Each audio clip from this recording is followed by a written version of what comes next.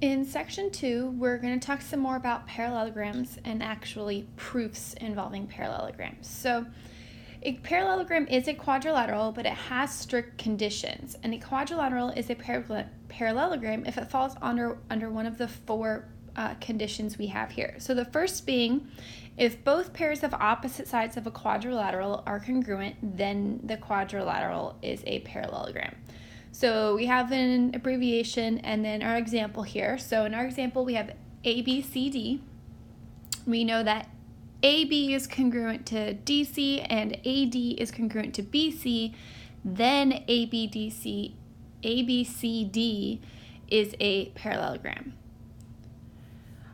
Our second statement says that if both pairs of opposite angles of a quadrilateral are congruent, then the quadrilateral is a parallelogram. So we have our abbreviation and then our example. So we have that angle A is congruent to angle C and angle B is congruent to angle D, then ABCD is a parallelogram. Thirdly, we have that if the diagonals of a quadrilateral bisect each other, then the quadrilateral is a parallelogram. So AC and DB bisect each other because we have that each half is congruent, then ABCD is a parallelogram.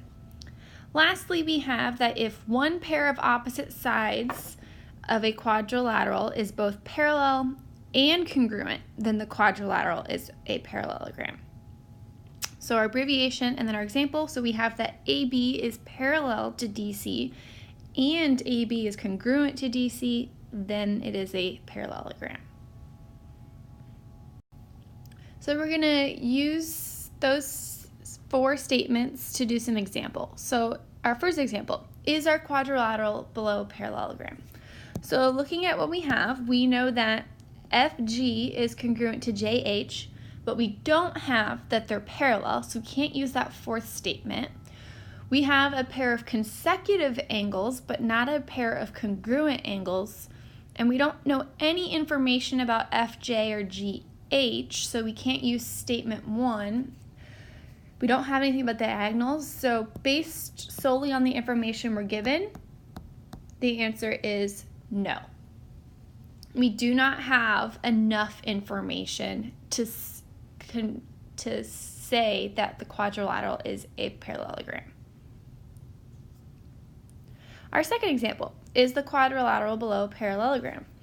So looking, we have that 115 degrees and 115 degrees, those are congruent. 65 degrees is congruent to 65 degrees. So we have opposite angles congruent. So in this case, the answer is yes, because both pairs of opposite angles are congruent.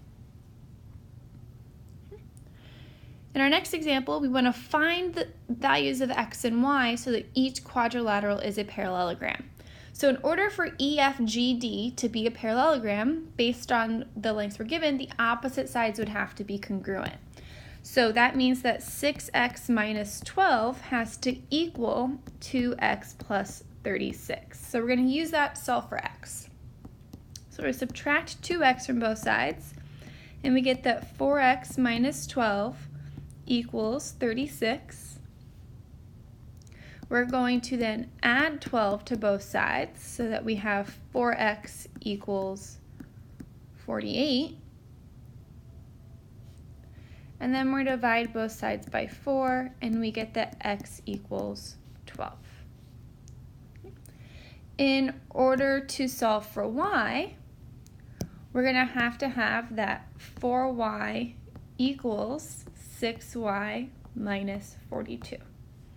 So we're going to subtract 6y from both sides. So we get negative 2y equals negative 42. Then divide both sides by negative 2. And we get that y has to equal 21.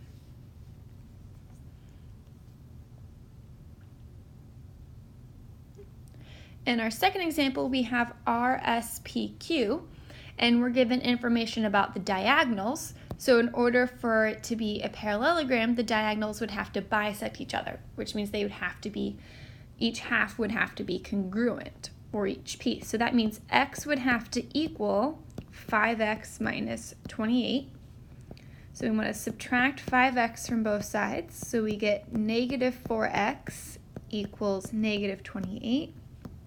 Divide both sides by negative 4, and we get that x has to equal 7.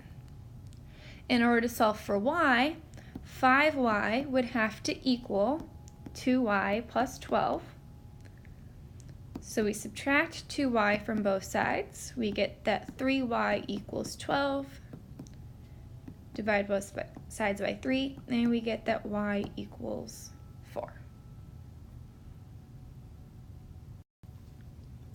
The last example we're going to do is a proof. So we're given that triangle XYW is congruent to triangle ZWY, and we want to prove that XYZW is a parallelogram. So I'm going to outline our two triangles. So triangle 1 and our second triangle.